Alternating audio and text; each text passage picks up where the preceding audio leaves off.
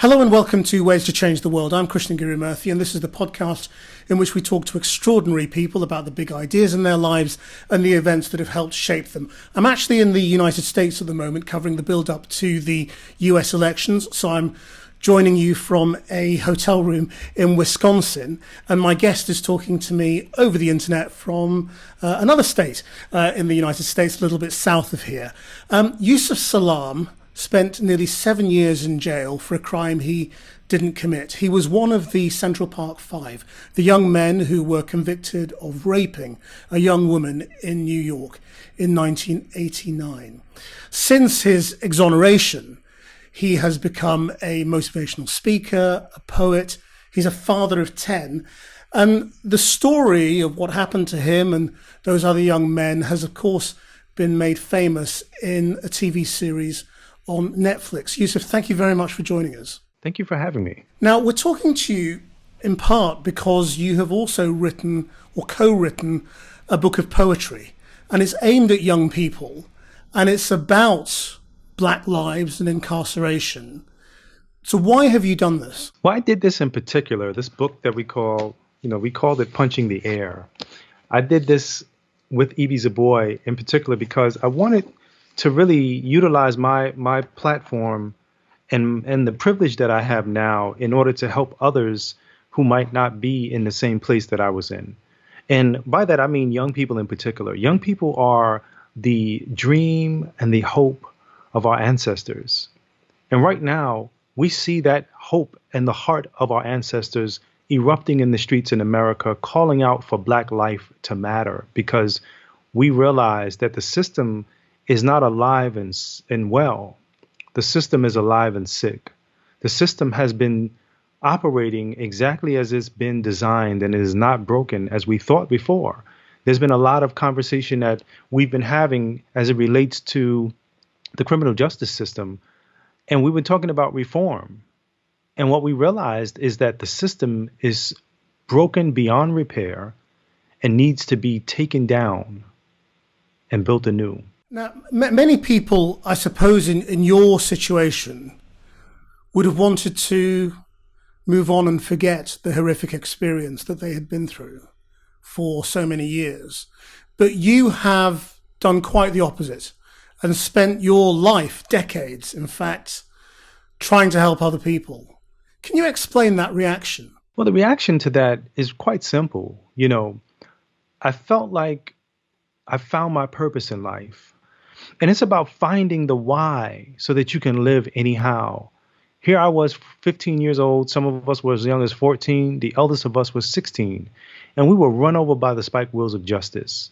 And instead of running for cover, after we recovered, we began to stand up straight so that we can give others the opportunity to understand that they also needed to stand up straight. We're still here. And we're here because we matter. And we're here because there's something special that we have to give the world.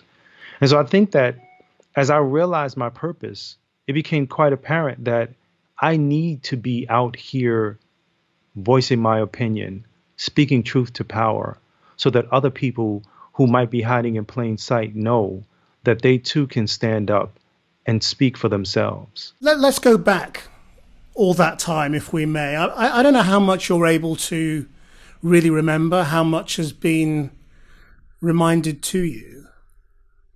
But what is your most powerful memory of the moment of conviction, of being told that you had done this thing and that you were going to be punished for it, that you knew you were entirely innocent of? I think at that moment, because I don't know if you know this, but I was actually out on bail. So I was freed. I was walking back and forth into the courtroom and into the courthouse. And it was as if the air was pulled out of the room. I couldn't believe it. And in a moment of desperation, I lost all the hope that you could imagine a person would have in the criminal justice system. In me, it was born the criminal system of injustice. I couldn't believe that they had believed that I was guilty of this crime, that me and the others of us who became known as the exonerated five were actually guilty of something that we had not done. And when you think about it, It was DNA, deoxyribonucleic acid, that should have proven that we had not done this. But they overstepped the bounds of the law and said to themselves, there is no DNA in this case. But what we do have are their false confessions. Now, they didn't say false confessions, but it was apparent to everyone who was seasoned experts in this process. You got to remember, in New York City, the officers that interrogated us were part of Manhattan North Homicide Squad. This is a pretty elite group of individuals. You can't get into this organization inside of the police department, inside of the detectives, unless you've done at least 20 years on the job. Imagine a person working for 20 years, learning for 20 years, participating for 20 years. That person is an expert, right? That person is an absolute expert. They knew that these confessions that they were getting were false. They knew because they didn't match anything else. They knew because it didn't match the forensic scientist's recreation of the crime scene. And ultimately, they knew because this woman lost 3/4 of her blood in a crime that they said was so heinous. They didn't expect that she would live. And you have no doubt that they consciously knew that this wasn't a subconscious bias. They didn't convince themselves into this. No, absolutely. They knew this beyond a shadow of a doubt. Because like I said, if you're 20 years on the job and you start hearing someone tell a story, you're corroborating that information with everything that you have. You're corroborating it. You're not trying to figure out, let me see if, I could just stick it to the wall. Let me, we're neophytes. Let's figure it out. No, you are an expert. You are crossing your I's, you're crossing your T's and dotting your I's, and you're doing it in such a way that you want to make sure that there is a conviction. And why do you want to make sure of that? Because the people who you protect and serve don't look like me. Even though we see that on the side of cop cars throughout the whole United States. In New York, they go a step further and they have the words courtesy, professionalism, and respect added to the side of cop cars. How had you been raised to think of the police? I was raised to believe that the police were not our friends. I didn't know why, because I would see police officers walking around our neighborhoods and I would wave to them, hey, how you doing, Mr. Officer? Now, my mother would slap my hand and she would remind me, she said I was raised in the Jim Crow South. I didn't understand what she meant by that. In my mind, I'm like, but we're in New York. I didn't know anything about the South. I thought that everything was safe. I thought we were okay. I wanted the American dream. I wanted America to be rosy and sweet. And then I was run over by the spike wheels of justice and introduced to the American nightmare. And so what had she told you about how you should behave if you ever came up against the police? Well, see, that's the part that's the most, when you think about the conversation, the talk that they have described, that Black families have been having lately with their loved ones. How do you survive walking outside of this door and make it home tonight? We've been having that talk all our lives. That is a common reality in Black and brown communities. And the worst part about it is that until you're waking up to this nightmare, you really don't believe that it'll happen to you. My good friend and mentor, Les Brown, he always reminds me, he says, Yusef, it's not about if you fall in life, but it's about when you fall. And he said, when you fall in life, try to land on your back, because if you can look up, you can get up. But I tell you, all along, I had tremendous hope. I thought that if I could call the cops and if a crime was happening and I needed help, I would be able to call the cops and they would come running to help me. In the Black and brown communities, that doesn't happen. But don't you think that for there to be progress, as well as for the police to change, Black and brown families need also to put their faith in the authorities and the police? You need to have that hope and that belief that they are there for you as well. This is true. You want that to be the truth, the ultimate truth. But unfortunately, we have too many examples. Right now, we have a front row seat to the oppression in America. We've seen it with our own eyes. We've heard it. The outcry in the streets, the outcry around the world because of George Floyd is Black life has to matter. The outcry, the whole globe is vibrating. Black life matters. right? And when you look at what happened after George Floyd, when you look at what happened yesterday, when you look at what will happen tomorrow, we live in a country that the head of the country, the president, if you will, says, "Make America great again." He's running under the slogan that he is a law and order president. This is the same president who 31 years ago took out a full-page ad rushing to judge me and my brothers, calling for the death penalty to be reinstated for the Central Park jogger case. 2 weeks after we were accused, not 2 weeks after we had gone to trial, we were seen as guilty in having to prove ourselves innocent. This was one of the most wicked and unfortunate realities to wake up to. But this is America. This is as American as apple pie. They have it in the founding documents of this country as a part of the 13th Amendment. Even though 57 years ago, Dr. King marched on Washington, 100 years prior to that, there was the Emancipation Proclamation signed into law by Abraham Lincoln. But 100 years later, Dr. King marched on Washington. What was the march for? For freedom and jobs. Same march happened. We're just finishing the anniversary of that march. And what is the outcry? For freedom and jobs. They don't want to talk about the actions that cause the reaction in the Black and brown communities, in the most marginalized spaces in society. They want you to believe that people are just crazy because they just are. But those of us who've gone to school, even for a little bit of time, have heard of Newton's third law of motion. That law says that for every action, there's an equal and opposite reaction. And so we are seeing the reaction in the streets, and we're forgetting that there's an action that caused that reaction. Do you worry it's playing into Donald Trump's hands, though? That it's turning this election campaign into one about law and order, and that's a topic on which he's very familiar and very comfortable, and that he can play a game of fear with traditional white communities and say to them, is this what you want? Is this rioting what you want? And he could win because of it. Well, I think that that's the tricky part, right? We're dealing with true technology at its finest, right? We're talking about us being oppressed, and we're talking about the police department, the system, systemic oppression. We're talking about white supremacy, white male dominance.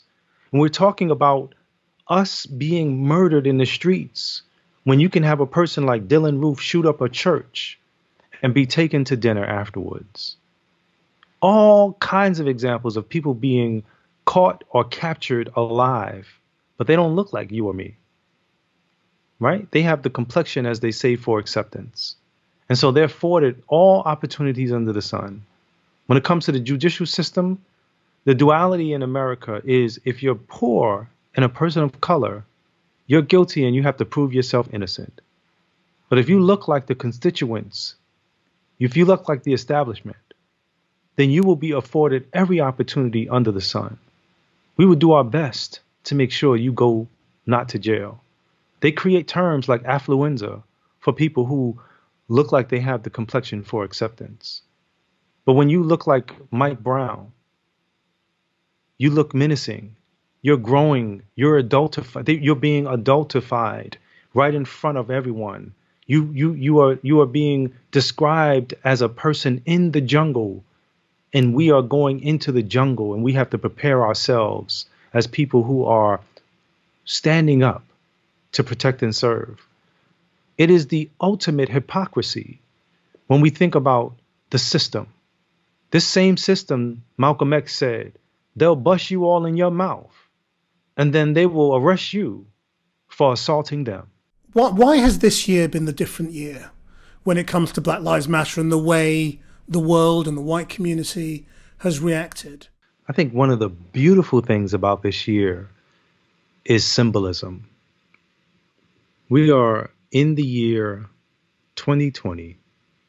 Symbolically, that represents perfect vision. We are seeing things that we have never seen before. We are experiencing life in a way that we have never experienced life. whether that means it's a global pandemic or whether that means global oppression.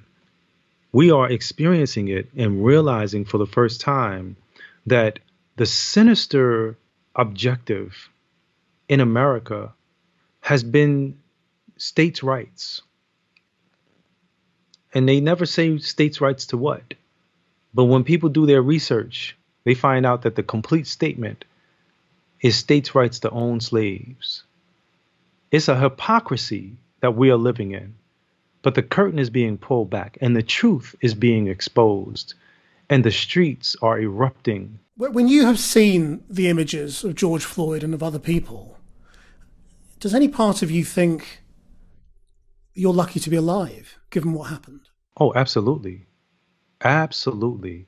And beyond luck, really, because I believe that nothing is by happenstance. I look at life and I say to myself, I was supposed to be given this cross, so to speak, to bear, the proverbial cross. I was supposed to be giving it. Because one of the things I found out was that you are not given more than you can bear. What you are given is what you can handle. And life is trying to create the survival of the fittest. And as we survive, we realize that those indelible scars cause us to show up in a way that we would not have been able to show up before. Had I not been introduced to America through Donald Trump, I would not have been unafraid in Donald Trump's America 31 years later. This is what life gives us, right? The Central Park jogger case is not what most people think it is. It's actually a love story between God and his people. It's a story that has placed America on trial by this case to expose the truth about America, that they would prefer to take our young people and put them behind bars than to give young people a fighting chance. They would prefer to take our young people and have them languishing in prisons than to educate them. It costs over $200,000 a year to put a young person in prison under the age of 16. It costs something like $20,000 a year to just give them an education. I mean, you mentioned Donald Trump. He, of course, famously took out an advertisement in the media which effectively called for you to be executed. What do you think that represented at the time? I mean, was it racism? Was it populism? Or all of these things wrapped up together? It was the ultimate racism. It was the epitome of what we've experienced. Like, this wasn't an anomaly. I want to put that premise out there. I want to build everything off of the premise that it's not an anomaly for the system to claim that a black man has raped a white woman. Many men have gone to death and been hanging from trees because of the false accusation of rape. It is almost as if when they cry, we die. And that reality is so serious to deal with that it shows you the sinister plot. We've been playing checkers and they've been playing chess. And now we realize that we have to play chess. And more importantly, we have to play it at a master level. So how do you feel about white people? I think white people should be given the opportunity to prove that they are allies. And when I say prove that they are allies, I have many white people as allies that I am friends with. My late great attorney was William Kunstler. I remember he came to jail one day and he said, you know, Yusef, this case is such a case that in this predominantly Christian country, Jesus Christ himself couldn't have won this case for you. That's serious. He said to his daughters, when you look at William Kunstler, Disturbing the Universe, the film that they made for him, he said to his daughters, all white people are racist. And his daughters were shocked. How can you say this, Dad? You fight for the freedom and justice and equality of people who have been on the margins of society. And he said it has nothing to do with the content of who you are, but everything to do with this cover that you walk into the room with. You automatically get a pass. My big brother from the Big Brothers and Big Sisters League of New York. He was a United States District Attorney for the Eastern region of the United States. He's a white man. He used his privilege to help me. I'm saying when it is black and white, when it is clear that it is about spiritual wickedness in high and low places, why would they have killed a Dr. King? Because he had a dream? The dream that he had was a dream that should have rippled around the globe and allowed him to survive. Because all he was saying in part was that the kaleidoscope of the human family has to be together in order to move forward.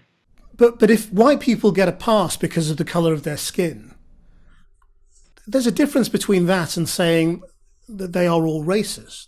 I'm not saying that they're all racist.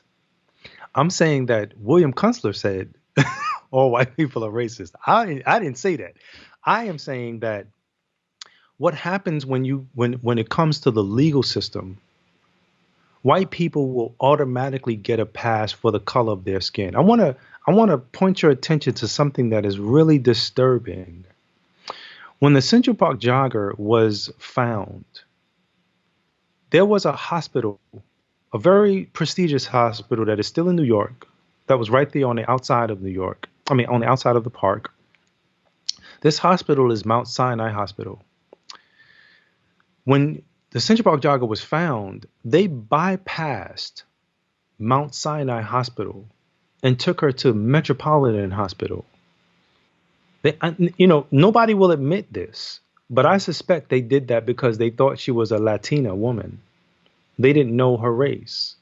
Once they found out that she was a white woman, they got her out of there and she started to recover, and they took her upstate and took her to the best facilities. Now, this is real disturbing because it's in black and white for people who have been living under oppression. But for people who have not, people who have been part of the tokens, people who have been given opportunities, they have been trained to believe that the system is fair. They have been trained to believe that everything works itself out. But the truth of the matter is that Yusef Salaam is not an anomaly. They wanted me to become the modern day Emmett Till. We became the modern day Scottsboro Boys. This is the truth of America. Well, having talked about everything that is wrong, we need to talk about how to make things better. Do you think racism is escapable? I do. And I think so I'm a Muslim. And as a Muslim, one of the things that I remember reading in the autobiography of Malcolm X is how awakened he became when he made Hajj, realizing that there were people who had the blondest of hair and the bluest of eyes who were more brotherly than he had experienced in America. And it was because of Islam. Islam for me, I was born a Muslim, but at some point I had accepted Islam for myself. I saw the truth in it. And for me, it vibrated in a way that spoke life to me. And I think that when people realize the true battle, that's why I always call this battle. I don't call it a black battle, a white battle. I don't call it a battle against the racists. I call it a battle of spiritual wickedness in high and low places. Because if you can be a white person and be affected by the evil that's out there, if you can be a black person and be affected by the evil that's out there, that same evil is affecting both. But there are countless numbers of white people. I'm thinking about Miss Prejean, who talks about racism in a very powerful way. I talk about others who talk about racism in a very, very powerful way. And when you think about what they're talking about the experience that we've had in America, the experience that we've had in the school system. This is one of the reasons why in Punching the Air, we talk about gentrifying neighborhoods and what that means. We talk about how can you discover a basketball court, for instance. That basketball court was here before you got there. That skateboard park was here before you got there. You have to honor the people who were here before you got there. That's what makes things better, right?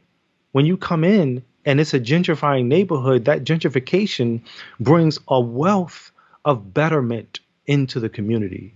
The worst part about it is that the people who've been living there for the most part, they have never been the recipients of that wealth, of that opportunity. I mean, you talk about Islam, and that is a very specific idea that I think not a lot of people have really taken on. That, theoretically at least, there is no racism between Muslims. That black, white, brown Muslims all treat each other equally. And that's something that is... Well, that's not necessarily true. Well, that's what I wanted to ask you about. I want to put that premise out there. As a Muslim, I want to put that premise out there. Islam, there is no racism in Islam. As a Muslim, a person who comes into the faith, whether you were born in it or you come into it afterwards, you come into it with the experiences that you've had in the world. And in those experiences, then you have to make a decision as to what you are seeing. And so everything that should be understood is being processed through the lens of what Islam is trying to get people to understand. And Islam is nothing new. Islam perhaps may be the oldest faith under the sun. And I say that only because when you think about what's in the Quran, you think about it's talking about all of these other prophets that other faiths have claimed for themselves. It's talking about Jesus. It's talking about Mary. It's talking about Abraham and Moses and Lot and all of these prophets. What is the essence of what is being said in that faith? And it's really interesting because once you go into the description, I tell people all the time, I'm a motivational speaker. I'm a global, international speaker. And most times I'm running for a plane. And so as I'm getting off of one job to go to another job and I'm running to a plane, imagine this. Imagine I get to the plane and I'm huffing and puffing. And I say, whew, God is the greatest. I see a man sitting in first class. I grab his water and I say, thank you. And I drink some of the water. Whew, that's some good water. Pass it back. Now, of course, not in COVID-19, right? That's just don't do that. But if that same scenario was playing out and I came running to the plane and I got there breathing heavy and I said, Allahu Akbar, I might not get on that plane. I just said God is the greatest. And if I said it in a space where people were able to accept it, some people may say, hold on, brother, do that again. Let me go live. That was amazing. But once you deal with Islamophobia, once you deal with xenophobia, there's the problem. Because people will they will describe for you what that is. But once you find out for yourself, you say, hold on, that's not what that is. Muslims aren't supposed to blow themselves up. Why would a person believe that? First of all, why would a person do that? Muslims aren't supposed to cut down trees in war. It's amazing when you get into the crux of things when you understand it in a way that's meaningful, right? Islam is one of the most brilliant, beautiful expressions in Islam is in the second chapter, 256th verse, I believe it is. And it says, there is no compulsion in religion. I mean, think about the world that we live in today. We have everything going on in the world. We have a lot of oppression and a lot of other things. But when you think about the concept of coexisting, and then you look at that verse, you say to yourself, that is coexisting. That is the beauty of Islam.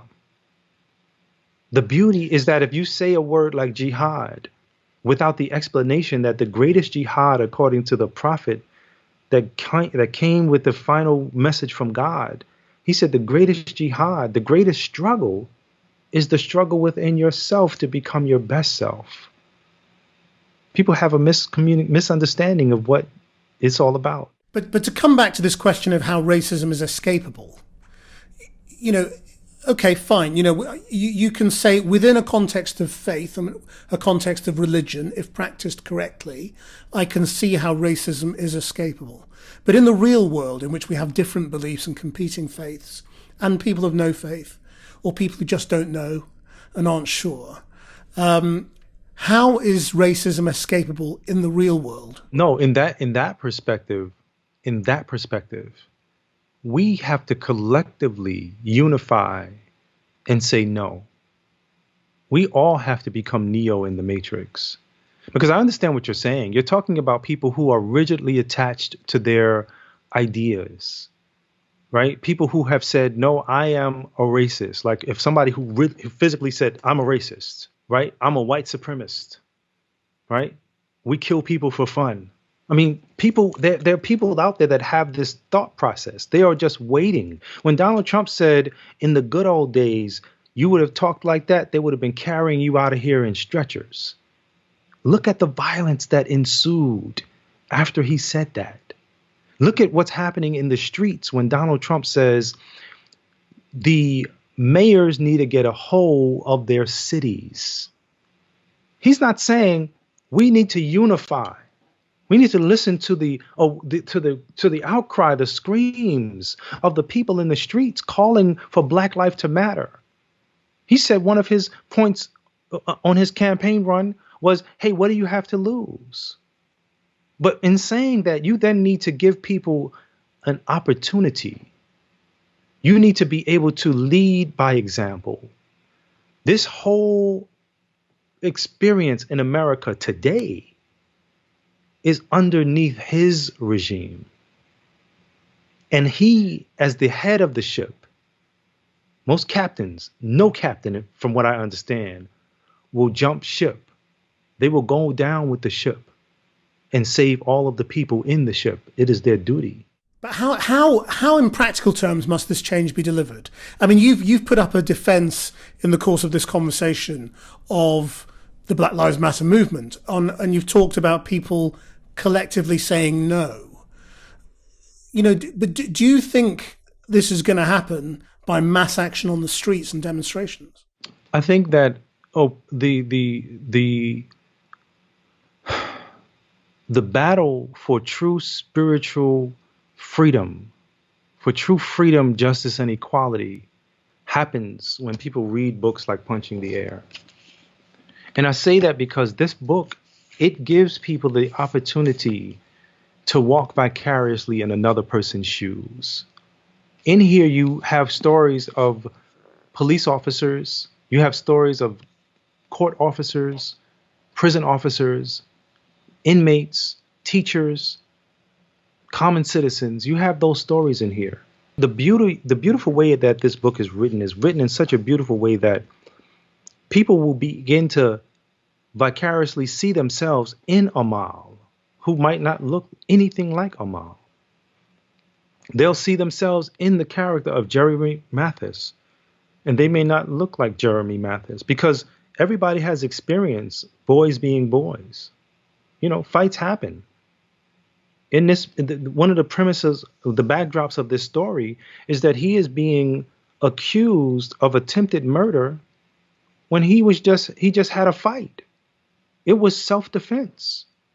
It should not have been escalated to them now trying to talk about how he had this skateboard and how, we think he hit him with the skateboard. No, that's all of these fallacies are now being presented to explain why it is that you have this person arrested. Just like the other day when they shot that man 7 times in the back. And his father went to see him as he was in the hospital. And he came out and he told the world that his son is being handcuffed to the bed. Handcuffed. And he's paralyzed. Where is he going to run to? It's that, I think, the ability for conversation to happen that causes the world to open up, that causes people to say, I see you, as if they see them for the first time. And I think it's that part that's the most important, because when we try to bridge the gap, we're talking about things that the former First Lady said, when they go low, we go high. We have a road that we can choose to follow, and nothing would be wrong if we followed it. But we are going high. We're taking the high road. You know, imagine if we wanted revenge. We talked about how you felt the day your conviction was handed down. Did you have any new faith in the system when the truth finally came out? No. I think that the truth about what happened to us, it overwhelmed my faith in the system. Because the truth about it is that they really wanted us to be guilty. They really wanted the system to have not made a mistake. And as you can see, even though the truth came out, they still didn't admit that there was a mistake that had been done. They would rather be on the side that says that the system is infallible and that they make no mistakes. But when we look at what happens and continues to happen to us, you know, faith in the system would mean that our case would have been an indicator to other cases just like it that says we got to do something different. We got to change. But it's business as usual. So if you could change the world by flicking a switch or waving a wand, how would you change it? I was researching once, and I forget the gentleman's name or the person's name, but they said, what would you do to a person like Hitler who did all of these evils? And I would say, well, what would we do to people who practice white supremacy, white male dominance? We would make them, if possible, be reborn with black skin. Just those people or everyone? I mean, are you talking about a world in which everyone is the same? No, I'm talking about people being able to understand the truth. Because the truth is, we also have been taught by the miseducation of what we've been under. And people like Dr. Carter G. Woodson created a book, 2 books, one book called The Miseducation of the Negro and another book called The Education of the Negro. And when we look at the job of oppression, we can't help but to understand that 2 children who are from different backgrounds, look differently, act differently, can go into the same school system. And somewhere around the 4th grade, one child begins to straighten their back and be poured into in a way that's overwhelmingly positive, and the other child begins to check out. And the child that begins to check out is usually the black child, because the black child from before America has been taught that they're not worth nothing. And the truth is that they're worth everything. And imagine if we taught our children that they're worth everything, that they matter. Psychosocially, they will move in this world as if they matter. But far too often, the words that come out of the mouths of those who are supposed to educate us are words like, you don't matter.